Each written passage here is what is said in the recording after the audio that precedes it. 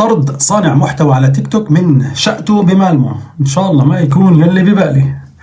قررت لجنة شؤون الإيجارات في السويد هيرس نيمدن طرد صانع محتوى سياسي وناشط على تيك توك من شأته المستأجرة بمدينة مالمو بعد شكاوى متكررة من الجيران حول إزعاجات ليلية شديدة تمثلت في الصراخ والوثب وتشغيل موسيقى عالية في ساعات متأخرة من الليل بحسب ما نقلته مجلة هيموهيرا. وذكرت المجلة أن الرجل كان يجري بثوثا مباشرة الليلية على تيك توك يناقش فيها قضايا سياسية ودينية مرتبطة بالشرق الأوسط، وهو ما زعم أنه سبب انزعاج الجيران وغضبهم منه. لكن تقارير دورية الإزعاج التي حضرت إلى المكان عدة مرات أكدت سماع صرخات وموسيقى مرتفعة تصل إلى خارج الشقة وباب السلم.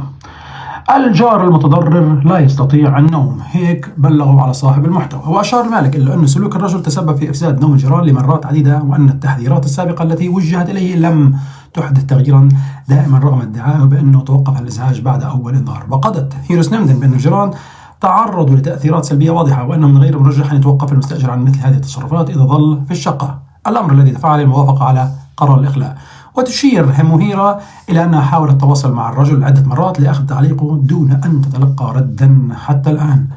السؤال، عرفتوا مين هو الشخص؟ إن شاء الله ما يكون ببالي. انشروا شارك ولا تنسوا المتابعة.